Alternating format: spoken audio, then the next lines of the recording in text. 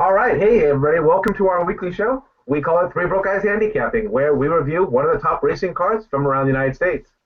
We will select a four-race sequence from that track and attempt to come to a consensus on a pick four ticket.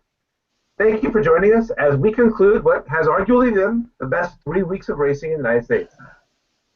This week, it's Travers Day from Saratoga Racetrack in Saratoga Springs, New York. The pick four starts with race number 8, and it finishes in race number 11. Again, they are all graded 1 stakes this week, including the featured Travers Stakes in race number 11. My name is Rich Sharp, and each week I'll be joined by my friends and racing analysts. I've got Ray Corrado, who joins us. He is not in Staten Island this week. He is at the Residence Inn in Dover, Delaware. All right, Ray. Saratoga has almost an embarrassing wealth of stakes races. And they include the Diana, the Whitney, the Alabama, and tomorrow we're going to see the Travers. There are 68 stakes in a 40-day meet at Saratoga. If you could only visit the track for one of those days, which one would you want to see? It would be Travers Day, definitely. Travers Day looks pretty special to me as well. Oh, All yeah. right. If I had a chance right now, I would just drive up there right now and go. But this year won't be the year. But I've been to a few Travers. It's been very nice. That'd be cool. All right. And from Temecula, California, Joe English. All right, Joe, for you, so far we've seen the Diana, we've seen the Whitney, and we've seen the Alabama. We haven't got to see the Travers yet, but it's coming up tomorrow. But in your opinion, which horse has been the most impressive at the Saratoga meet in 2016? I think this is slam dunk, Rich. If it's not Songbird, I don't know who it is. Yeah, I heard you singing that Led Zeppelin song last week. It gave me chills. All right, folks, we're going to turn our attention to Saratoga Racetrack in Saratoga Springs, New York. We do have someone who's doing our weather. She actually submitted something for us last week, but we didn't get that in time to get it out there for the Classic. Once we get her queued in and locked in on our schedule, she'll go ahead and do the weather for us on a weekly basis. Once again, you'll get me and my ugly mug doing it again this week. But tomorrow for Saratoga, they've got partly it's a high of 85 degrees. The winds are light and variable, and humidity is at 62%. All in all, it sounds like a perfect day for racing. And you want to talk about a perfect day of racing? Well, there's a total of 13 races on tap tomorrow for Saratoga. There are 7 stakes. 6 of them, 6 are grade 1s. For tonight, we are focused on the pick 4 that begins in race number 8. It concludes in race number 11. That's the Travers Stakes. Gentlemen, the gates are locked and loaded. Shall we get started? Yeah, Hit it. All right. Race number 8. It's the Kettle 1 King's Bishop Stakes. It's a grade 1 going 7 furlongs on the main track. The purse is $500,000, and it's for 3-year-olds only. There are 13 starters, and your lukewarm morning line favorite at 4-1 is in post number 13, Dree Fong, for trainer Bob Baffert and written by Mike Smith. All right, Joe, you're up first on the King's Bishop. But remember, just because we're at Saratoga, don't forget who's watching. Yeah, I know who's watching. I wish more people were watching, actually, but that's okay. This race was very interesting, and it's because the morning line favorite is kind of lukewarm. I don't want to say lukewarm. I mean, 4-1 just happened. I mean, when you get a morning line favorite of 4-1, it's kind of lukewarm. So basically, you're going to get paid no matter where you go in this spot. And if you remember, there was an animated movie. I know Ray has probably seen this movie. I don't know about you, Rich. It was an animated movie released, I believe it was in 2016, called Inside Out. And basically, that's where I'm going for my picks in the King's Bishop. I'm going to the inside and I'm going to the outside. My top choice, and it's funny because I don't usually do this. 7 furlongs in the rail is not necessarily where I like to be. But I'm going with Chad Brown's runner economic model from the rail. He was in a good spot in the Dwyer. He just couldn't kick it home. Fish Trap Road beat him on the square that day. But I just think that there's a 6-pound weight shift, and I think he's gonna try and get first run on Fish Trap Road. He's gonna have to work out a trip, and like I said, I'm not necessarily thrilled about getting the rail with this horse. But Chad Brown has a positive ROI. I think he's about 24% with blinkers on first time. So I think this horse has a chance to turn the tables on Fish Trap Road. My other 2 choices, I'm actually not going to the complete outside, but I'm going to take one speed horse, one mid-pack horse, and one closer. My closer, I'm taking the 12, Tom's Ready, because I think in this 7 furlong race, there's a little bit more pace to set something up for a closer and for a deep closer at that. Tom's Ready, he's going to be a deep closer. He's going to be 12th to 13th. He was there when he won the Woody Stevens earlier this summer. Actually, it would have been this spring. It was on Belmont Day. But there's a lot of speed with Summer Revolution, No Holding Back Bear, Jazzy Times, and the morning line favorite Dree Fong. And I just think this race has a chance to fall apart. And if it does fall apart, I think Tom's Ready is going to be the best closer in the field. And of course, I'm going to go with the 13 as well, Dree Fong. It could be that if he's the speed of the speed, there is no speed duel develops. He just runs the other early pace setters off their feet, and then the others have to come and get him. And again, Tom's Ready would have to work out a trip from the outside box and from deep in the field. And Economic Model has the problem of the rail. So those would be my three choices. I'm not really sure if I like any of them specifically more than the others. So I would like to include all three on our ticket. We'll get to a possible single later in this sequence. So I would go 1, 12, and 13, and pretty much with equal strength. Like I said, take one speed horse, one closer, and one mid-pack runner, and hope one of them will work out the trip.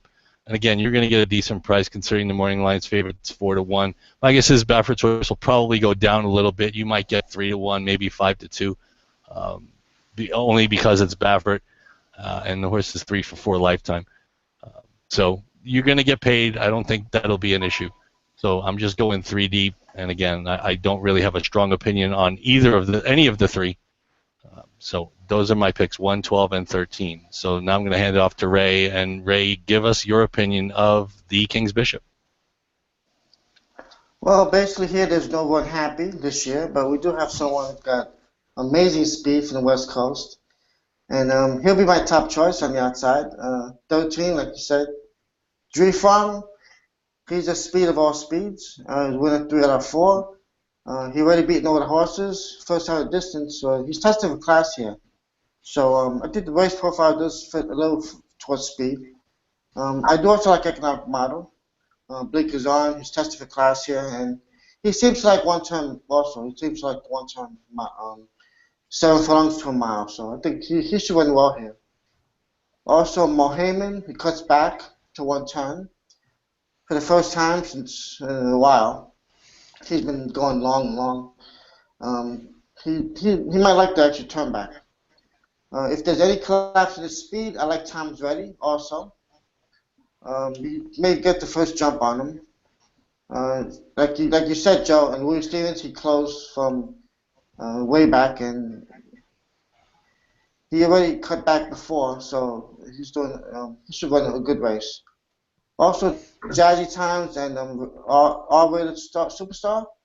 He's a carryback winner. And, those two are like my B picks. So I would say the 13, the 1, the 6, and the 12, and underneath the 9 and the 10. It's a race usually loaded with speed, and I don't know. It depends on the trip. Then the pace could be a factor here. So, all right, Rich, what you guys say about the race? Willie Stevens. I'm sorry, the King's Bishop. Let me come back here. I'll stop sharing my screen for a second and bring myself back. There you go. All right.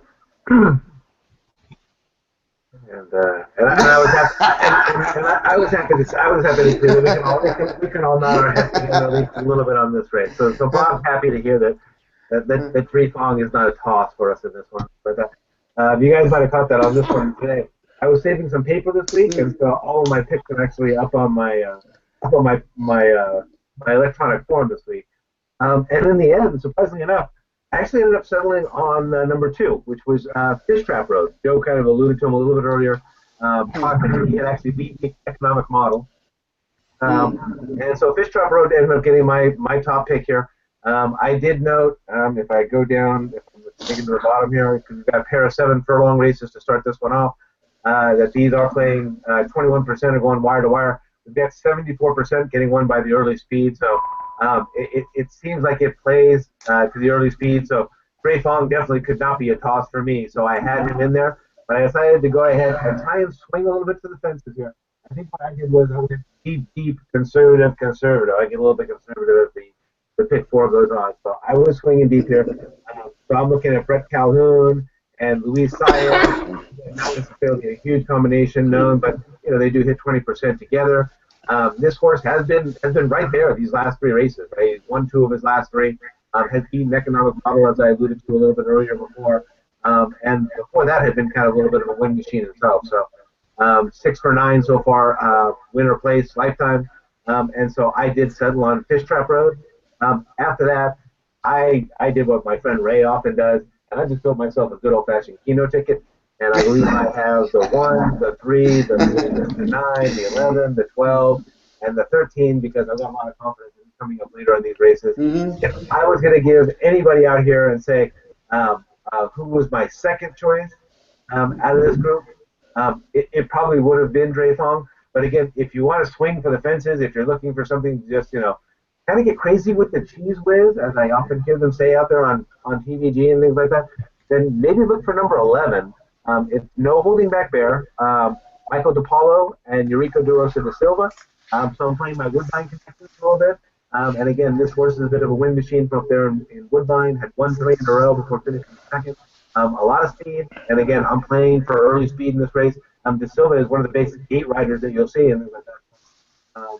Again, I'm playing on top 2 was my top pick. And again, I could probably even be topped off my top pick there because I was really looking for value. And then I had 13 as my back pick. Underneath that, if we have room and we end up going conservative in those later races, like I think I've got just about every single horse in this race. I almost hit the all button. Same here. Don't worry, it's possible. Yeah. All right. We are going back here, and I will bring it up for race number 9. Oh, excuse me. So there we have Yeah, no, you got right. Race 9. Yeah. The summarizing it there, now have the 1, the 12, and the 13. I believe Ray had the 13 on top with the 1, the 6, and the 12. And he had me with the 2 and the 13 on top, and just a whole Keno ticket in the Saratoga over me. On race number 9, it is the Priority 1 That's 4-go stakes.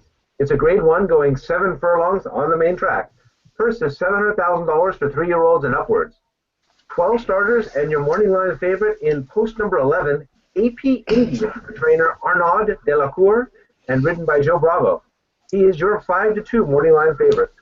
Ray, I let Joe go first tonight, but I hope you know you will always be Priority 1, and you are up on the Priority 1 4-go stakes. All right, this is another good race here. I guess I'll be going to Chalk Eating Weasel here because I like the 11 AP Indian. He's in great form. He's 4 for 4 this year. Probably the leading candidate for Sprint champion. He did win the Grade 3 Belmont Sprint Championship and the Grade 1 Vanderbilt on the track. So Joe Bravo, you're riding him, and he's in great form. I mean, he should win this race. With this, going to be some competition. I got a horse on the rail here, number 1, Canley Red, 3 for 3 at 7 furlongs. He ran well in the Grade 2 Churchill Handicap, and Navarro's got a good percentage of 32%, and he likes to be wide. So the only thing about this horse is that from the rail to go around horses, he's gonna have to work on some sort of trip. So I hope he can do it because he likes to be wide, and that's he's gonna at least do it that way. Number 8, Star Walking Dude, my B pick here, picks up the lead jockey, Irad Ortiz, winner of the Tail of the Cat Stakes. He's 2 for 2 at Saratoga.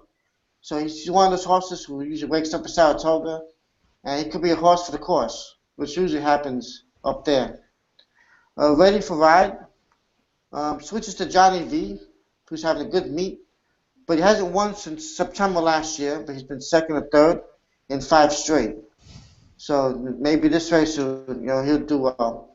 So here's my picks there: 11, 1, and then B pick 8 and the 9. All right, Joe. We gotta say about the Fargo. He was a great horse, actually, Fargo. Yes, he was. I'm going to be. I'll mention AP Indian. He's my top choice in the race as well. I'll just mention two things Ray didn't mention. He did mention Joe Bravo. The horse is undefeated with Joe Bravo, 3 for 3, and he's also undefeated at 7 furlongs. So he's the morning line favorite. He deserves to be the favorite, and I don't need to really discuss him much more than that. Underneath, I also like Stall Walking Dude a little bit. I don't expect this race to fall apart. I don't expect the pace to be as quick as it is in the race prior in the King's Bishop. But he's the best of the closers, and he's 2 for 2 at Saratoga. So I like him a little bit. And I'm going to throw in a horse that we kind of handicapped once before, because I think the horse has changed his style a little bit, and it may play perfectly at the 7 furlong distance now. And that's the 3 Limousine Liberal. There's no Delta Bluesman in this race. And basically earlier this year, he was a speed horse, but he's changed his style the last 2 races to be a little bit, he's been ridden a little bit more patiently. And Javier Castellano gets up, and he's 15 to 1 morning line. And the other thing I noticed is that he did run at Saratoga last year. He finished second in one start, and that was in last year's King's Bishop to the aforementioned Run Happy. So I'm not going to say he doesn't like the track. I can't. He's only run over it once, and he was beaten by a pretty damn good horse on that given day, while being well clear of the rest of the field in second that spot.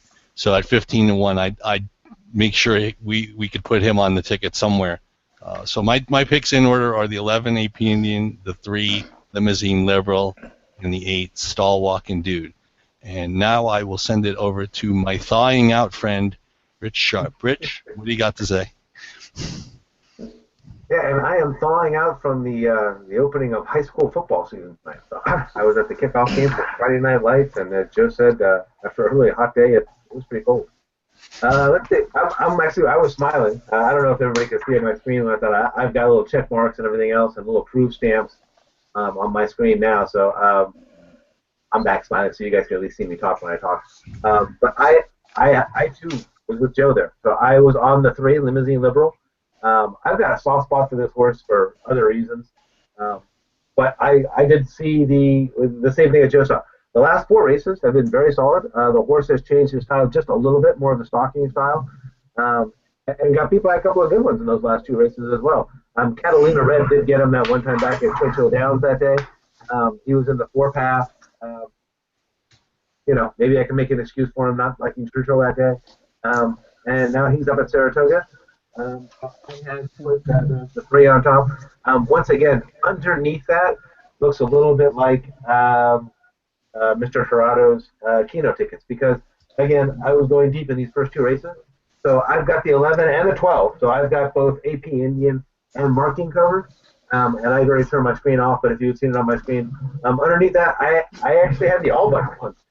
So I didn't know exactly how this was like. But seeing what I saw in the last 2 races, I was a little bit more confident. So I had the 3 on top, I have the 11 and the 12 my underneath. I think AP Indian, and I think you would be crazy if you didn't watch out for marking today. Coming back, I had Saratoga as well. All right, so in summary there, I've got Ray has the 11 and the 1 on top with the 8 and the 9 as these picks. Joe, I believe you've got 3 picks there. I think you've got the 8, the 11, and the 3. Yeah. All right, and I've got the 3 on top with the 11 and the 12 as my B pick. All righty, we are moving right along here, and we are down to, it is race number 10. This is the Longines Sport Dancer, grade 1, going 1.5 miles on the inner turf. Purse of $1 million for 3-year-olds and upwards. 7 starters, and your morning line favorite is in post number 6. Flintshire is a bona fide turf monster from Europe. He's trained by Chad Brown. He's ridden by Javier Castellano, and he is every bit of your 1 to 5 morning line favorite. Joe, a couple of weeks back, we singled a Chad Brown turf monster by the name of C. Khaleesi. Deja vu all over again? Yeah. This race was won at the entry box. There's no foreign contingent here to tackle Flincher. This race is a mere formality. They just have to run around the track. To be honest, when I saw the entries, I didn't even have to go any further than handicap in this race. So I'll spend about 30 seconds on this. Flincher's the best horse. He wins if he's upright at the end of the race. If anybody beats him, I will be as shocked as anybody in any racetrack or in any place anywhere on the planet. Flincher's the winner. I don't see any competition, and if Ray's got a different opinion, again, I'll be shocked. Ray, what do you got to say? Well, being on vacation, I'm happy that I can only try and handicap 3 races with my few notes that I have. So the only thing I had to look for in this race was what number Flincher was. So that's the only thing I had to do is look for number 6, find out he's number 6, and that's the horse I'm gonna pick, number 6. I mean, I can't believe he went 21-4 last quarter in the Manhattan handicap over after a mile to go a mile and a quarter. That's just amazing. I mean, he's a great horse, and I mean, if I have to mention one horse, You it would don't, be the other but go Chad ahead. Brown, money multiplier, the other Chad Brown. You never know. It's horse racing, but Flincher would be a single for me. Rich, we. Yeah. Rich is so dancer. Is Bob bobbing his head? Yes, up and down. Yes, yes. Is there any Bob back agree? horses there? So certainly. I've got a few notes put up on my screen there. So you see, he has won more money than all the other horses in this race combined. Flincher is actually an $8 million winner in his life. You wouldn't think of mentioning this horse among the all times as far as money winners are concerned, but he's up there on that list already. Again, he's been there. He's got the T-shirt to prove it. So, Yeah.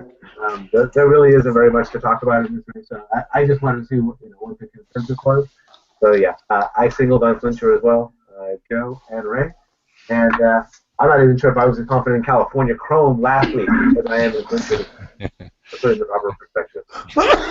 Yeah. Yeah, at least California Chrome looked like he could have had some competition. Exactly.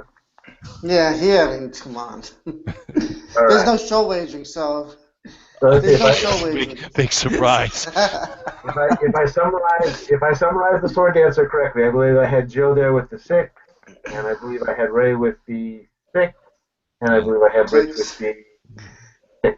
If it wasn't horse racing, I would take every penny I had in every bank account I had, and I would withdraw it. And say, okay, I can make if I can make 40% or even 20% in about 2.5 minutes, I think it might be worth it.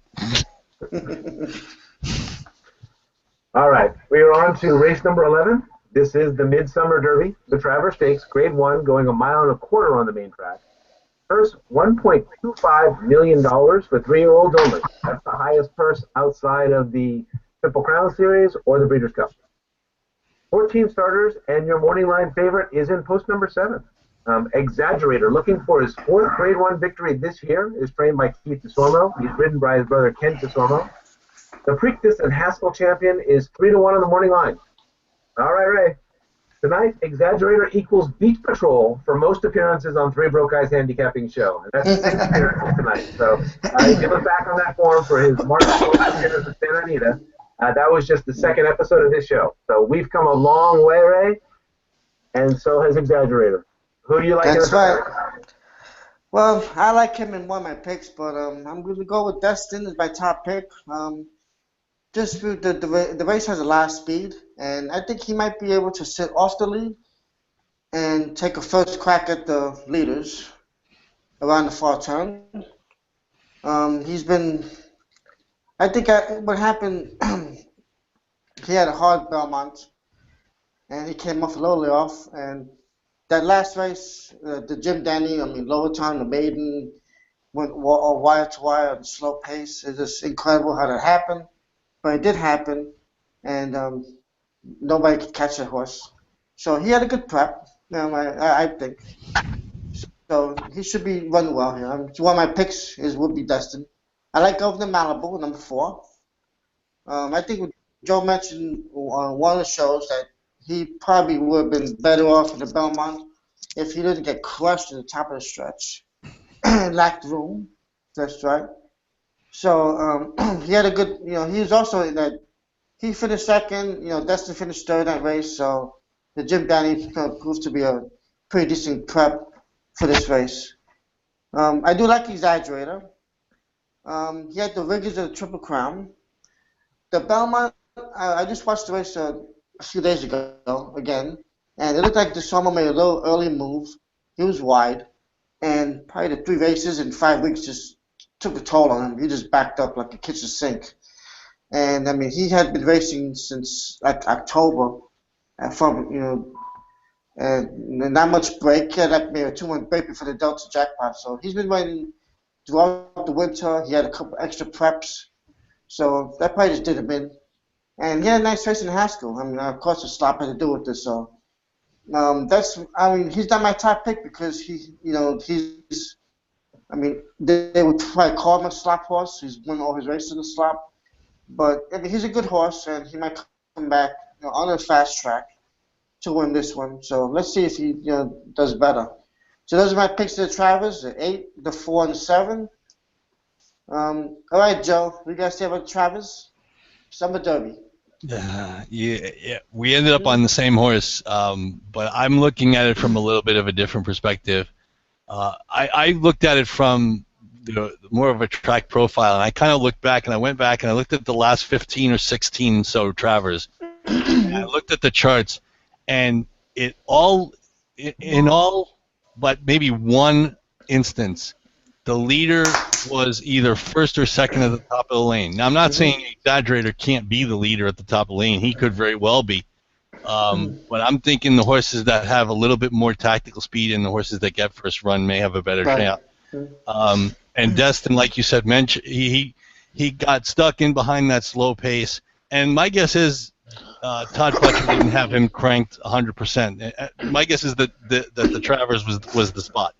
That race was just to see, okay, where is he now, and is he worth going to the Travers with? And obviously he ran well enough. Nobody was going to catch Laban. Governor Malibu didn't. Destin didn't. Mohaymen didn't. Creator didn't. Nobody was going to because the pace early was so slow. So I think Destin's going to have a little bit more to run at today. He's got a little bit longer time, and again, I think he's going to be a little bit more cranked. So I think this is the goal for the horse this week. In this form cycle. Today is the day, I think. The other horse I'm going to mention is the horse right below him in the PPs, the number 9 Gift Box, and he suffered the same fate in a different race. In the Curlin Stakes against Connect got away with a slow early pace and came home fast and held off Gift Box. So I think he's very similar to Destin in that he's going to get that first. He should be able to get first run on the speed. Again, he's got to prove to me that he's classier than he's been. I mean, obviously he hasn't. He's done okay, 3rd behind Mohaymen in the Remsen, and 2nd behind Connect in the Curlin earlier than this meet. But he's tested for class today. But again, I'm playing it more from the track profile, saying that the leader at the top of the lane usually has pretty good success in the Travers going 10 furlong. So I'm figuring that the 8 and the 9 get first run. Again, if Exaggerator's on the lead as they hit the quarter pole, he's going to win. Again, that's the way the track profile says. I'm just not sure he's going to get there first. Not that he can't run them down, and it's happened before. But just going back in history, it seems as if the track plays better to those with a little bit more tactical speed than Exaggerator has. So I'm going 8-9 in this spot. So those would be my 2. So I'll pass it over to Rich. And I saw where your check mark is, Rich, and I know where you're going. So give it to us. Oh, yeah. And the fact of the matter is, and the fan unit, if you're watching out there, you heard my strategy before this race ever got there and what that, right? Keno ticket, single. So, I am back onto our Derby champion. I like Exaggerator in this spot. I have a feeling that maybe he might be that true mile and a quarter horses here. DeSormo, you can't beat out those Cajun brothers right here. Again, he's been there. He's done that. He's been through all the tests, and he's beaten a few of these before. So he's not going 1.5 miles today. That's at Belmont. Back to the more classic distance. I just see him as the best horse in this race, and I I think he will, as Joe said, he'll get plenty of pace to run at today. That the Jim Dandy was just an aberration as far as the pace was concerned, as far as what Albert got away with. So I see plenty of pace. So I see plenty for Exaggerator to run at today, provided the track comes up normal. Easier winner. If I'm going to back him up, I am going to back him up today. I'm not going to single in this race. I'm singling on Fisher in the 10th.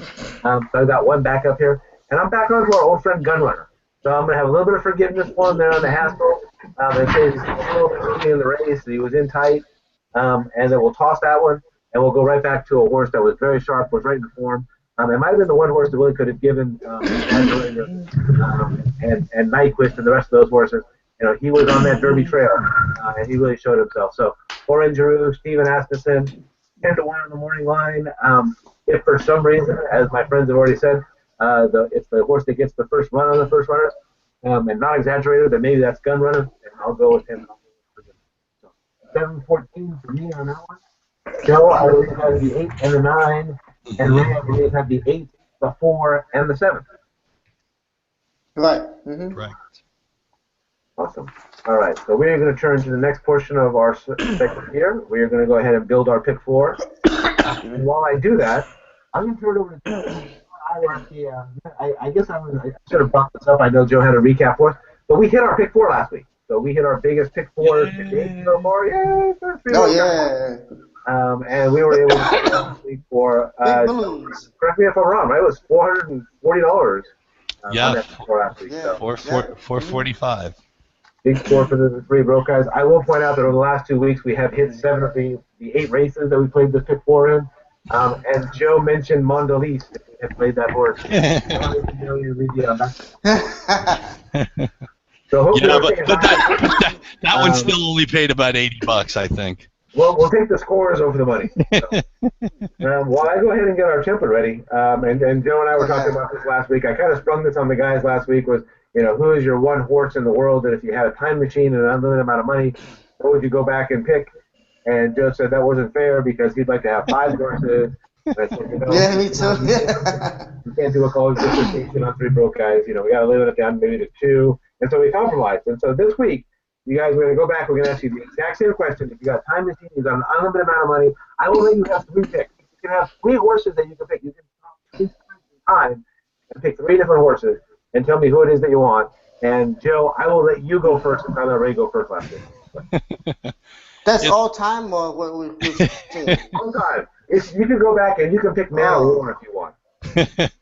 It's funny, Rich. I actually wrote down a list of some horses just in my lifetime that I really want to share the list. I'm not going to share it now, but I'll share the whole list at some point. But I'll go back and I'll say, okay, I'd like to have Cigar because he was pretty good for, I don't know, 2-3 years, whatever it was, until that race at Del Mar.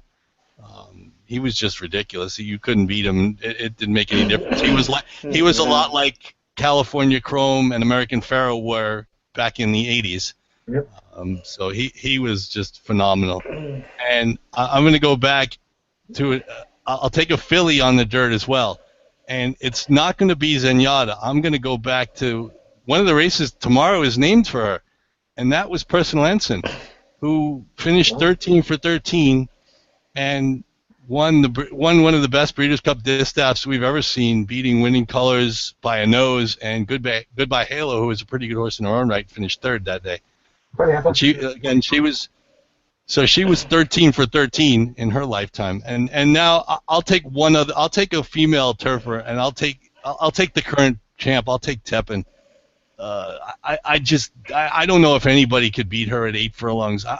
What I'd really like to do is go get a time machine and or go to Europe and say, okay, here's $20 million. Let's run Frankel against Tepin and let's see what happens. Just for that matchup alone, I would say I'll take Tepin, or I'll take both of them if I could take both of them. But I would just love to see that kind of matchup at 8 furlongs. All right, Ray, you're back up. Who are your top 3 picks with your time machine and your Mark Cuban? Top 3. Oh boy, tell you.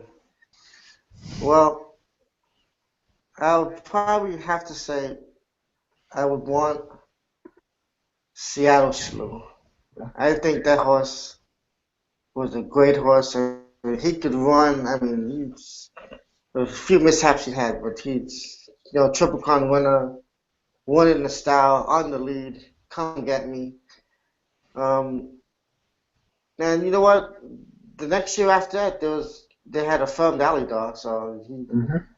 But that was a great horse. I would mention I wouldn't, but I would probably have to say I would want, like Joe said, Cigar. I mean, he won 16 in a row, and he won on everything. I mean, with distance, didn't matter, turf, dirt. I mean, he was a great horse. So Cigar.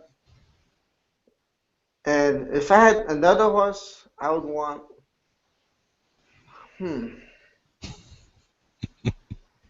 This is tough, but I would have to say Secretariat because I mean, if he would have raced longer, I mean they cut him short after 4 years old, but he was unstoppable. I mean, he won a mile and a half, 224. I mean, nobody's really come close to that. He won on the turf a mile and a half. Other than Onion beat him Saratoga. He lost Secretary. He lost 5 times. Yeah, he lost 5 times. Yeah, no, yeah. But I mean, if they there all was lose. Breeders' Cups, I mean, there was so much money. If there was back then, there was no Breeders' Cups. So yeah, that was the time. The 70s had some great horses, and I would want to throw one more horse in there, John Henry. He ran on anything also, and you could just set him to a track, and he would just run and run and run, and those would be my horses. I mean, so that's history for you guys. I mean, now we have our own history. Now we got Curlin, California Chrome, all the $10 million winners, But back then, I mean, then the horse also Forgo. I mean, he used to run 135 pounds and no, that's one thing you'll never see again. It's rare to see anybody carry above 126. Anything above 126, the secretary they start crying. They're like, I'll go to Parks or I'll go to wherever and I'll get 125 and I'll make they'll put $1 million up for me to be able to ship over there. So you'll never see 130 again. Dr. Fager, oh my goodness, well, he used to carry the horse like that. All right. I got the template up, and I'm just playing it on the screen right now for everybody. Let's go ahead and see what we got here.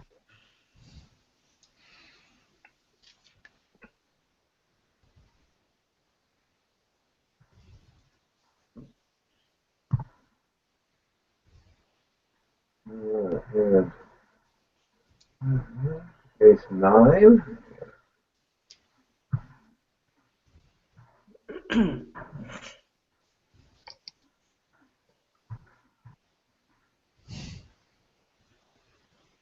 Oh boy.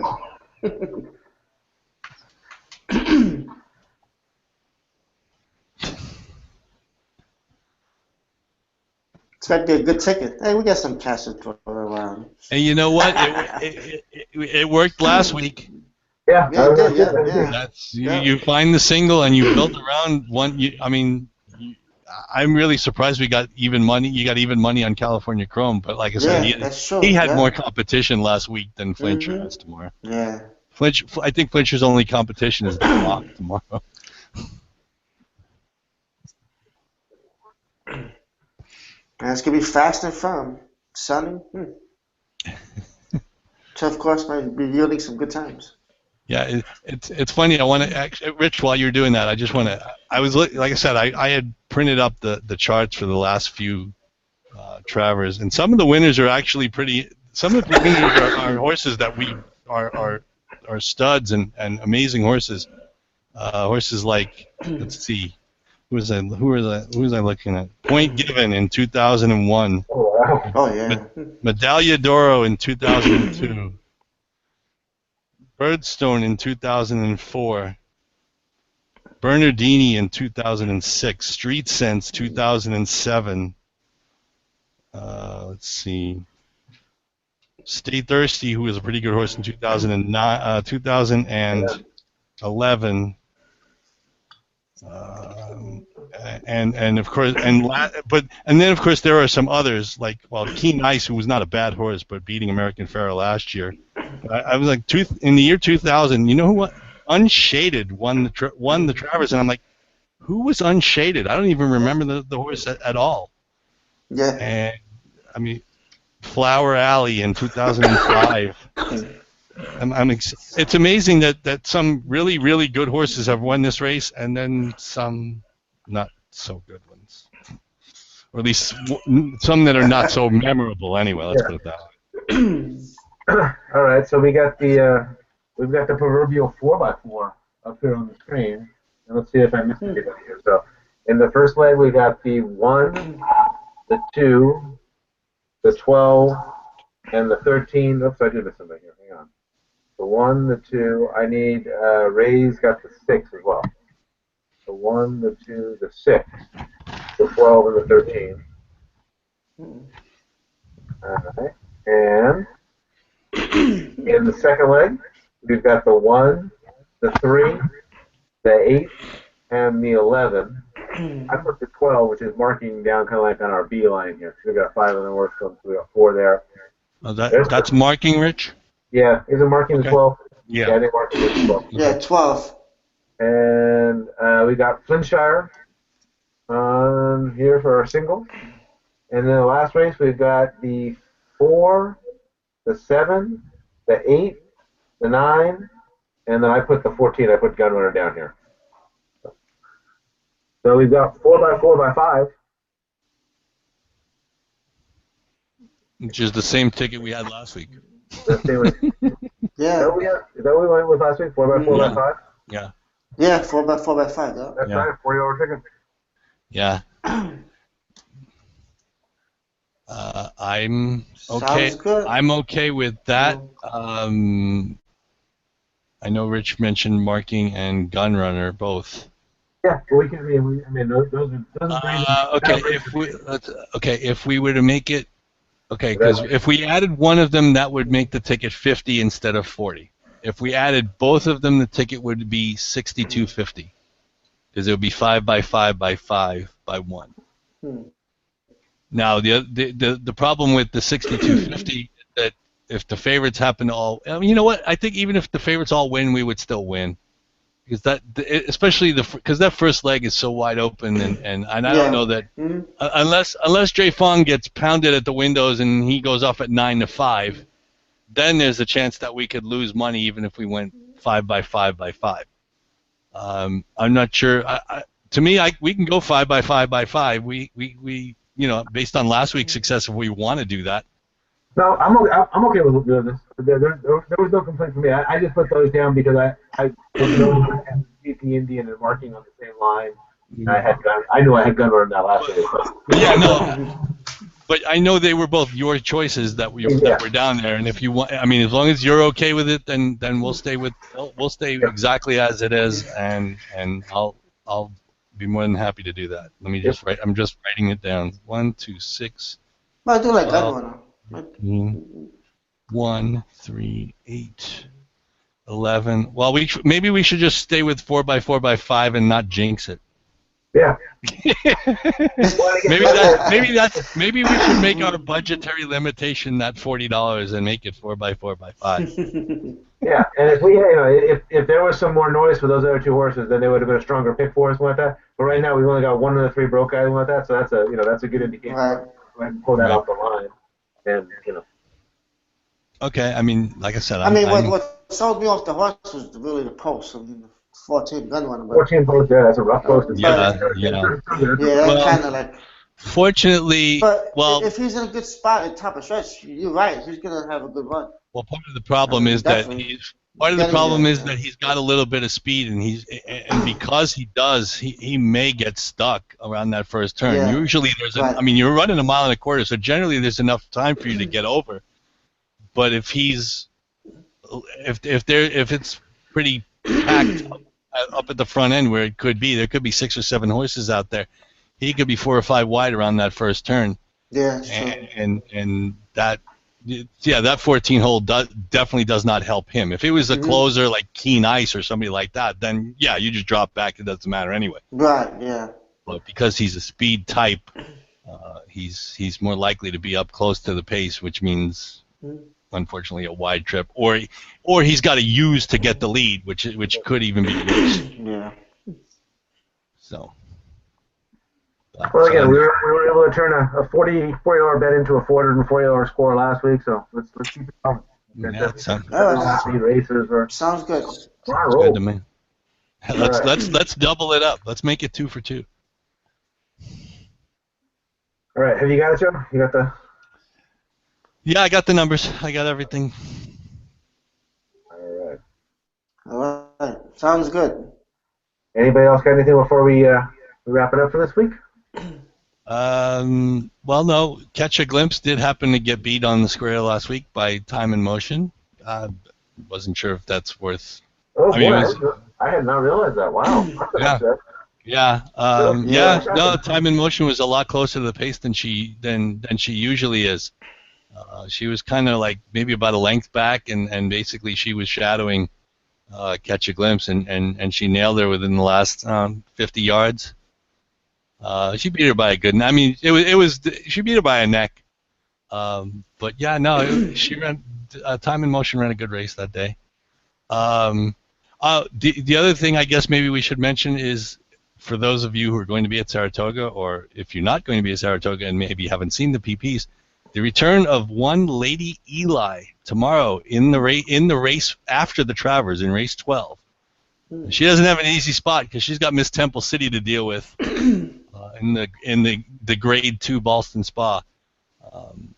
And I mean, it'll just be nice to see her back at the races, considering what she's gone through. To me, I mean, I think she's probably the most sentimental favorite tomorrow of anybody, because I think anybody who's followed racing at all over the last year knows her story. Oh yeah. And I think, I think sentimentally she'll be 1-9. I don't know if she'll be 1-9 on the tote board, or whether she should be. She probably shouldn't be. But sentimentally, I think pretty much everybody in the place would want her to win. We're gonna play the double. Yeah. Well, there is the pick 4 that starts with the Sword Dancer. There is an additional pick 4. Races 10 through 13 but it starts with Flincher, so basically you're looking at a pick 3. So you might as well, if you really want to just play the pick 3 in races 11, starting with the Travers with 11 through 13. Yeah. But I think that's pretty much all I have. Okay. For those of you watching, if you enjoyed the show, we're going to be back again next week when we get together to take a look at another exciting card. And no, I'm not stuck on a replay, but we're coming right back to Saratoga again next week. All right, gentlemen, that's all the time we have for tonight. It's always a pleasure to handicap with the two of you. For Joe English and Ray Torado, I'm Rich Sharp. Thank you for watching Three Broke Guys Handicapping. Good luck and good night. Good night.